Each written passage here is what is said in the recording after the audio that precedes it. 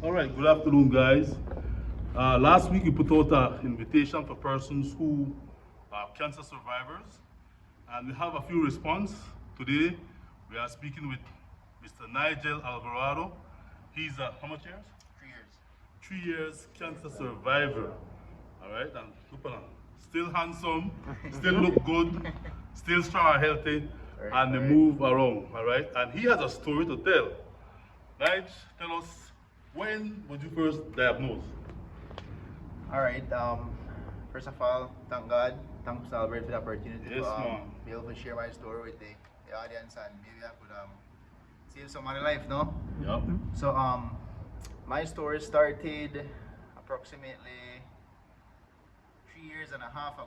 Actually, it was in the summer before COVID.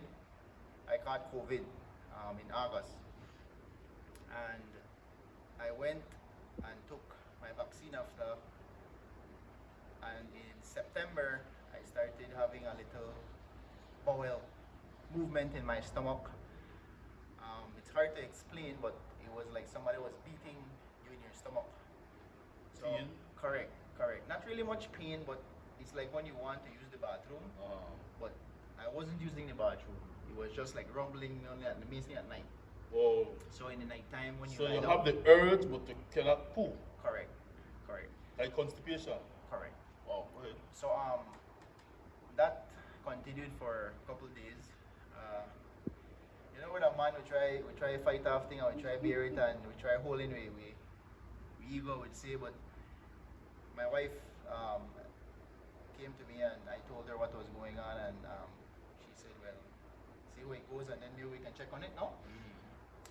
So I continued, and I went on a fishing trip. Me and one of my buddies, Elric, and whilst on the water in the boat, a huge, well, not a huge, a hard, solid fever came down on me. Wow. Like hot, hot, hot on my body, but I had on a jacket, so I said, well, maybe it's the sun, maybe it's the sun, the heat trap inside my jacket. I said, well, it's just the heat. So I told him, man, better we go home because I don't feel good. So we went ashore, and when I came out the boat, I felt dizzy.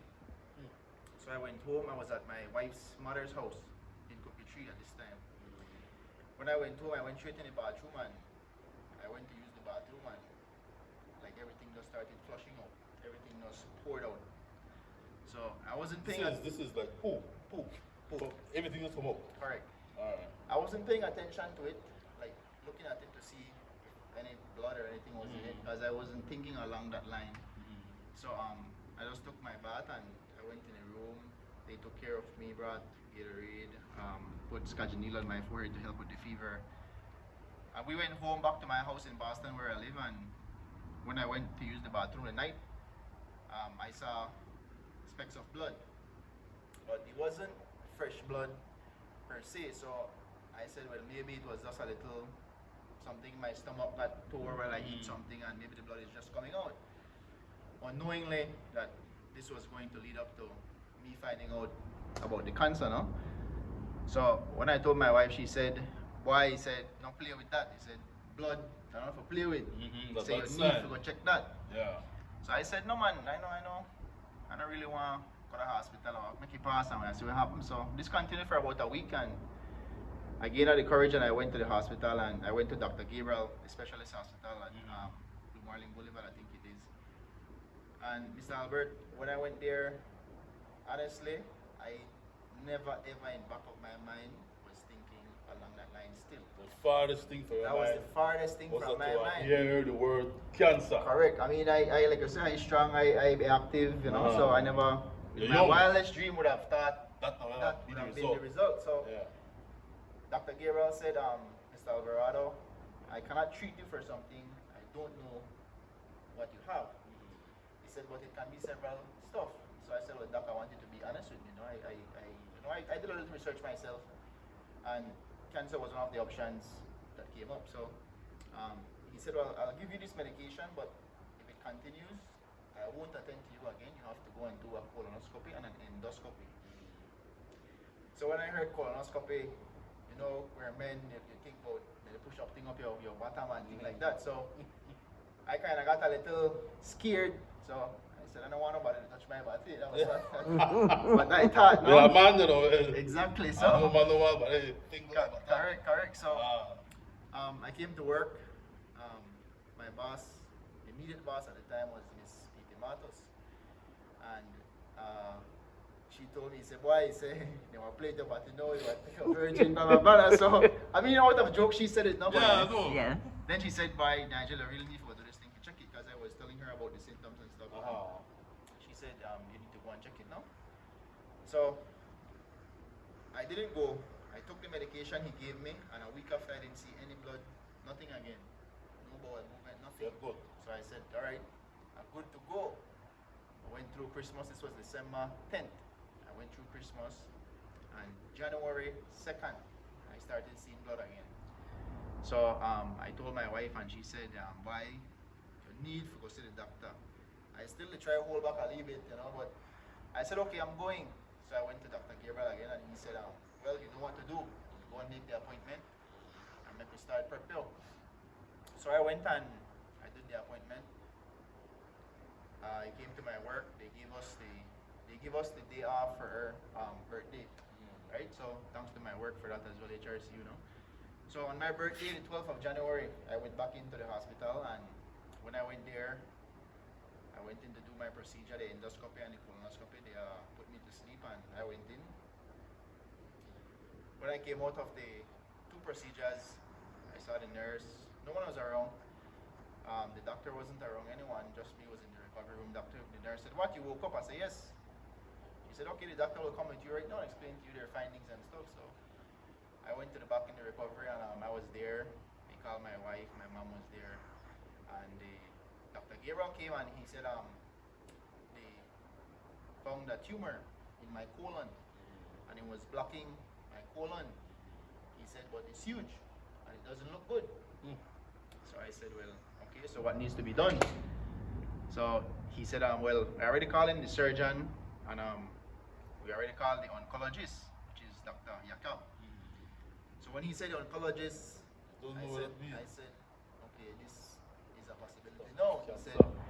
So my wife sat there, was in the bed, and the oncologist didn't came as yet. The surgeon came. At any time, did you get frightened, afraid, nervous? To be honest, worried? Mr. Albert, at the given moment, I wasn't scared. Right? I wasn't afraid. Like I said, I am a firm believer in God, and I trusted Him. So I said, whatever the outcome is, I'm going to leave it in His hand. So I just continued, and I was on my bed, and the surgeon came, Dr. Gutierrez, and he said, how are you doing? Bam, bam, bam. He started to show me what the finding was, and he said that we need to do a surgery immediately. So I said immediately. He said, yes, as quick as possible. He said, but it's expensive surgery. So I didn't say anything. I just was on the bed listening. And my wife said, well, I don't care. He needs to do it. We'll get it done. Yeah, get it done. So he said he has insurance. His work has him insured. And he said whatever the difference is, the lawyer will find it. Yeah. So I said yes. So he said, okay, well, we can do it tomorrow. This was Wednesday. He said, but I just came out of 2 surgeries, so I want to rest and go operate on you at full strength. So I said, okay, fine. So they kept me in the hospital. That was the Wednesday, January 12th, until the Saturday morning when they performed. Which hospital was this? Dr. Gabriel Specialist Right. Hospital, beside healthcare. Yeah. So yeah, I went in, and like I said, I had a positive mind, right? Through all of that, I kept telling myself that, this is a possibility, but there's a greater possibility outside of that. Because every time people hear about cancer, and I say, oh, death. Yeah, most people You get know, but- worried and they're afraid. Some people even fret themselves to death Correct. when they just tell them that they have cancer. Correct. You don't have long to live. Yeah. That's what Especially pushed when they through don't have the your mind. money, and then people don't have the money. They don't Exactly. have, you so fortunate you have insurance and all that thing there. Thanks to my work, Yeah. they really have a good insurance coverage for us here, so a huge thank you to them. But yes, So Mr. Alberto, it pays to have insurance. pays to have insurance. All right, Pays to have it, continue. correct. So yeah, I went in the surgery Saturday morning. The surgery. Initially, they were supposed to do one incision on the side here, right? To go and take out the tumor, but the surgeon said when he saw the size of the tumor, he said, might as well, this is what he told me after, right? Might as well they cut me open and check my organs one time because he thought it was a spreading. So he said on the looks of it, he said better they cut me open, they're already going to go inside of me, better they check it one time.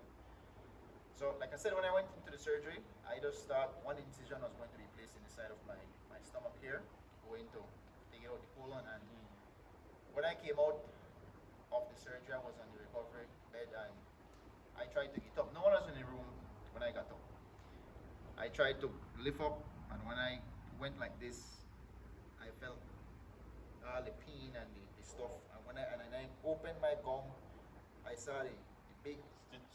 Not the stitch, because they had it covered. Oh, bandage. Yes, but like I said before the operation, I wasn't aware of that. But of course, you sign your stuff that when you go in, if they find anything, they can do it, no? Yeah. So I then took my right hand, and when I touched, I felt something, a tube by my private. So I got more scared now. I said, well, this thing really gets serious. Yeah. And then I felt my side. I felt another bug on my side here. So I said, oh my gosh. Correct. But going through my mind, I said, shit bug. I said, I said, well, I can't fit in, use bathroom because I cut off the colon. Correct. So going on through that, the doc came in and he explained to me everything. He said the surgery was successful. This is what they find, but they cannot tell me directly right now that it is cancer because they have to send it outside to get tested and it'll take 3 weeks. So within that 3 weeks, I went home, like I said. So they removed the tumor though? They removed it. Alright. They removed it. The tumor was, they cut like, I think like this, on my colon, and the tumor was about this size. Thick. Correct. Wow. Correct. So like I said, a huge surgery cut from top of my ribcage all the way to the bottom of my navel. Wow. All the way, 27 stitches, I think. So, yeah, I was in the hospital, and like I said, I am a believer in Jesus, and I have a lot of faith in Him now. So, I just left it in His hand, and like I said, I had my family there to support me, my mom, my dad, my wife, the doctors, the nurses. I must say a huge thank you to Nurse Lisa Bruce. Okay. She was the one that was always by my side, and I even plait up my hair, everything in there.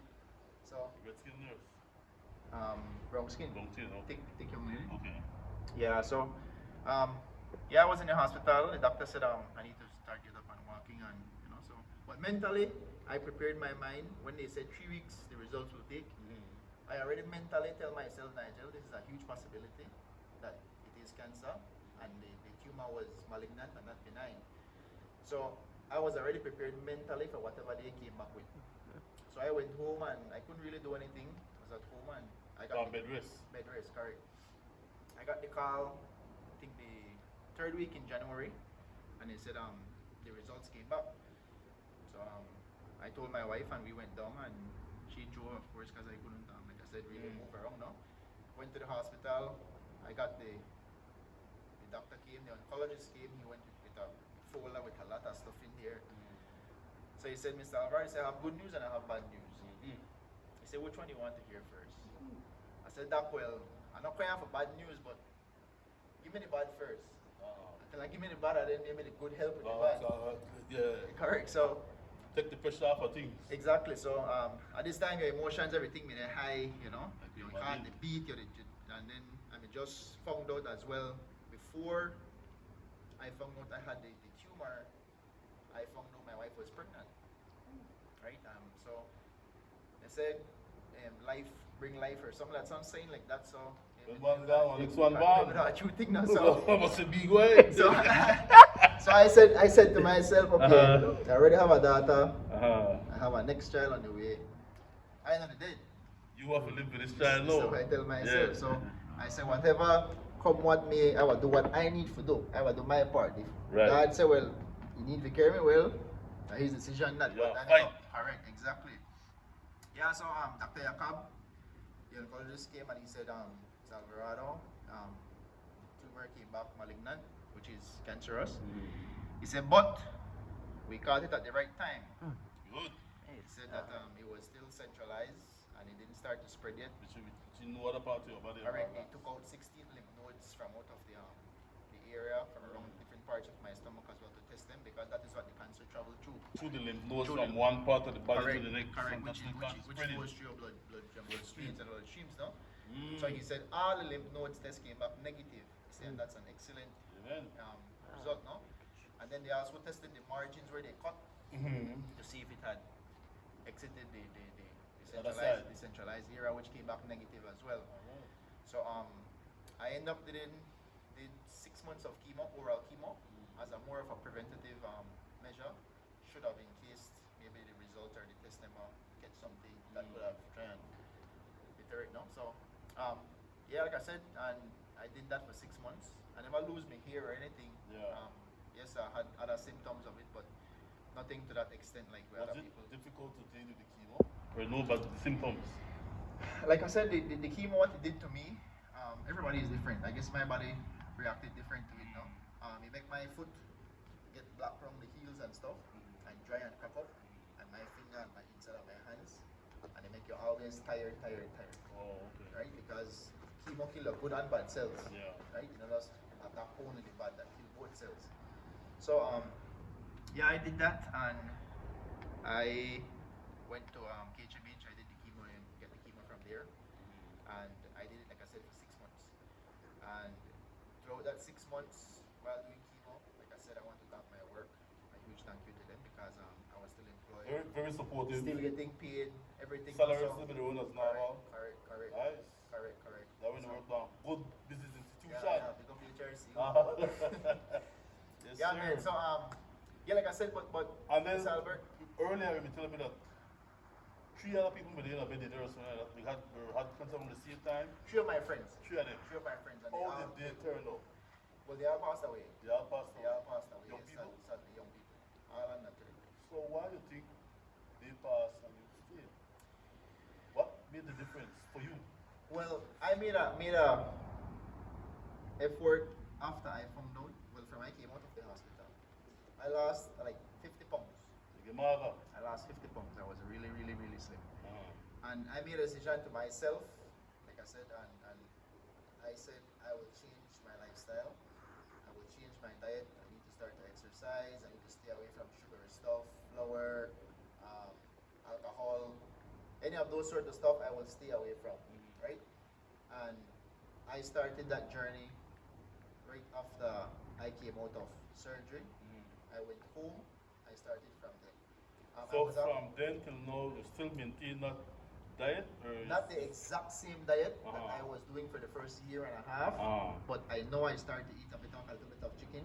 First, I was eating all just chicken breast, no next part of the chicken. Red meat, I cut out red meat and those stuff. Completely. Correct. Like I said, to me personally, and this is what I believe, cancer is not something that you should be, I'll say, afraid of. To me, mentally, if you're strong mentally, you can defeat cancer, right? If you trust in God and have faith in God, He can help you as well. And also your lifestyle you live, right? The things you put into your body, right? Because the lot of fried chicken, the lot of tacos, the lot of meat pie, the lot of sodas, that thing's not healthy for you, right? And a lot of times we realize it when it's too late. Thank God for Then me. they want to stop, then they tell you, damage done do. And it's too late. So like I said, one of my friends, I think that's what happened to her. No? She found out at stage 3. I was stage 2B, right? So almost at 3. But when she found out, she went to the doctor, and following up is a very important part. Cannot ignore it. Cannot ignore it. You have to keep. You can't say, man, go and find your own or drink Correct. some bitters. Correct. Because a lot of Or times, maybe give me some herbs. Correct. And the wine. a lot of time people think that whenever you go to the doctor or your oncologist and he tell you, well, Mr. Alvarado, there's no sign of the cancer in your body anymore. And then they revert back to their normal lifestyle. Go back to eat the same Go back thing to there. everything. Because they get sick in the Correct. first place. Go back to do everything they used to do. Don't go following up, check up, nothing like that. And then, bam, 6 months, a year down the road, they start feel pain or something, and then they go back and they say, bam, it's at stage 4 or stage 3 already, and then it's too late. Right? So, I believe if you catch it at the right time, screening is very important. Right? Do your regular checkups, your annual checkup. Like I said, if you have insurance pays for an annual checkup for you. So do your annual checkups to make sure and ensure that you're in good health. Exercising again, very important. I picked up bicycle. Right back? Correct. The running, at the time when I got the surgery, I couldn't walk or run because of the And then I'll heal inside. Correct. And then until like a year after the inside, still had a little, still never fully healed. So the inside takes long, you know. But I picked up bicycle cycling. So from since then to now, Still ride a bike. I've been riding my bike. I know how to do races as well. All I right. just did the New Year's Creme Classic. All right. Yeah, so How much you play? I think about 27 Hey, since out of something. almost 100 riders. That's good. So That's good. 93 miles. That's good. That's good. So like I said, Mr. Albert, I want to thank God foremost for giving me life, right? Secondly, family and a supportive system around you. If you don't have a supportive system around you with a disease like that, I don't think that, I don't want to say you know what, make it, but it'll be harder for you. When you have that support around you, it gives you courage. Yeah. It gives you the ganas, like they say in a Spanish, to strive and Fight. move on. Fight. But if you the home, you got cancer, you the home, you do your treatment, you do chemo, you do radiation, you do surgery, whatever it is, and you don't have nobody around you to support you, that kill your momentum, right? And cancer, to me, cancer attack your immune system. Whenever your immune system weak, that's The when it mental attack. Guilt. Correct. Because carry on. cancer is a smart disease now. It's a very smart disease, and it know how to trick the human body. He go hide when you look for, like some people get cut surgery, remove the cancer, they say it gone. He go hide. So you're going to part of the body and stay Correct. dormant for a little while. Exactly, and then maybe you had it like me, I had it in my colon, right? Maybe I had it in my colon, and maybe bam, 3 years down, I know they say me, but somebody else they come back, and maybe they have it on their lungs or something like that. So you know, come back to the same area for make you, all right, I don't heal this area already, I went somewhere else to try to trick you. So it's a very smart disease, and but like I said, cancer is not, when you hear cancer, you don't think of death. Think of life. Think about fighting it. Think about moving on. It's not the end of the world. And you're a living example today. Man still there, still got a job, still got a Correct. family. Can I be what? I had two daughters, my next daughter. I think I'm going to say a son. No, two daughters. I think I'm going to say a son. Yeah, my wife and my son, but Yeah. but is that a man like me, so I can't Yes, sit down. but your wife, how did she deal with it? When you get the down? Well, when I was in the hospital for the first week, I told her, because she wanted to stay there. She's very supportive, I must say that. Okay, good. Right? She wanted to stay there. I told her, no, man, you need to go home. You need to go tend to the Kids. kid. You're pregnant, you have an next baby. Yeah. Go to your man, and let's take care of yourself now, okay.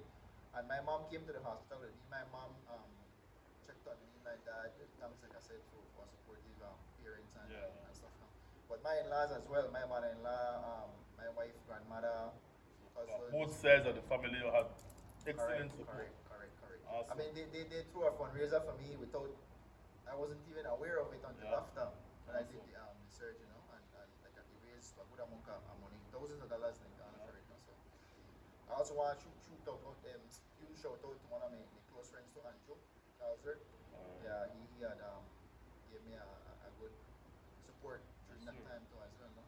As he as well, he said that he had lost two close persons to him, friends, no, from the same disease, no. So you know, I want to see another one go down. Yes, so.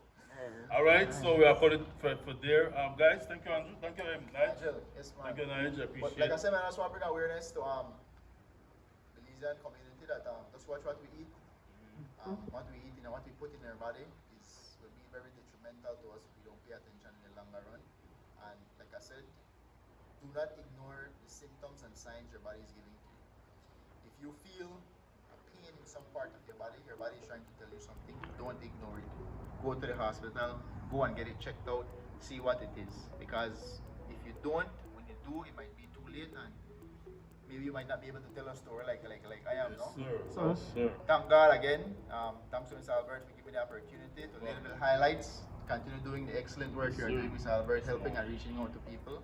And like I say again, thanks to my work HRCU for always supporting and being there for me as well, my family, my wife. And the big man God, of course, above all. Yes. That's it. Man. You gone. Take care, Thank you. guys.